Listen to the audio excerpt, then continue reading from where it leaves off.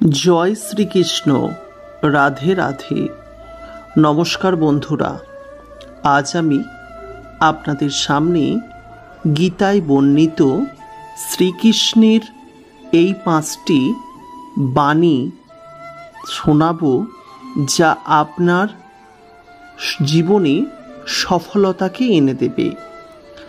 গীতায় জীবনের সাফল্যের পথ দেখিয়েছেন স্বয়ং শ্রীকৃষ্ণ। এত হাজার বছর পরেও গীতার বাণী জীবনের সঠিকভাবে মেনে চলতে পারলে জীবনে সুখ ও সাফল্য লাভ করা সম্ভব। তবে জেনে নিন গীতায় বর্ণিত শ্রীকৃষ্ণের এই প্রধান 5টি বাণী। তবে তার আগে, যদি আপনি একজন হিন্দু ধর্মের মানুষ হন, এই ভিডিওর কমেন্ট সেকশনে জয় শ্রীকৃষ্ণ লিখতে ভুলবেন না।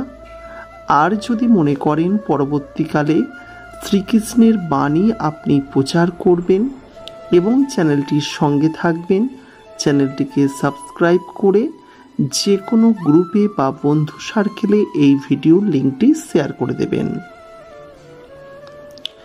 মহাভারতের অন্যতম অঙ্গ হল শ্রীমদ্ ভাগবত গীতা।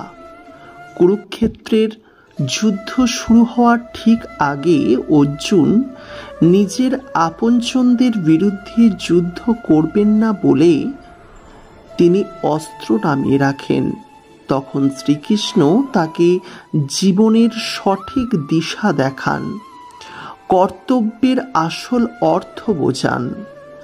এত হাজার বছর পরও গীতার বাণী আজও আমাদের জীবনে একইভাবে প্রযোজ্য এবং উপকারী। শ্রীমদ্ ভাগবত গীতায় জীবনের আসল অর্থ ব্যাখ্যা করেছেন স্বয়ং শ্রীকৃষ্ণ। গীতার বাণী সঠিকভাবে অনুসরণ করতে পারলে সাফল্যের পথের অনুসন্ধান পাওয়া যায়। আর সেই কারণে আমাদের প্রত্যেকেরই গীতার পাঠ করা জরুরি, কারণ গীতার বাণী জীবনের সাফল্যের মূল ভিত্তি।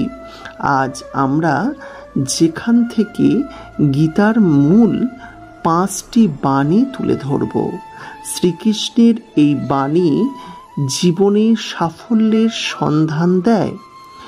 যখনই আপনি জীবনে সংকট বা সংশয়ের মুখে পড়বেন, তখনই গীতার বাণী আপনাকে অবশ্যই আশ্রিত করবে।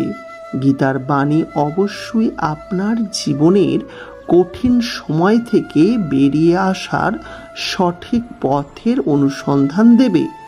গীতার বাণী আপনার জীবনের সব দুঃসময় ত্যাগ করে সুখ এবং সাফল্য এনে দেবে।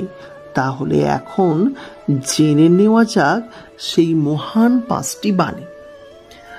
প্রথম, জীবনে জন্মের মতো মৃত্যু অবধারিত। গীতায় কৃষ্ণ বলেছেন, যার জন্ম হয়েছে তার মৃত্যু অবশ্যই হবে। তাই মৃত্যুর কথা ভেবে আতঙ্কিত হওয়ার কিছু নেই, বা প্রিয়জনদের মৃত্যুতে ভেঙে পড়াও ঠিক নয়। 2, কোনো মানুষের সবাইকে সন্দেহের চোখে দেখার একটা প্রবণতা থাকে।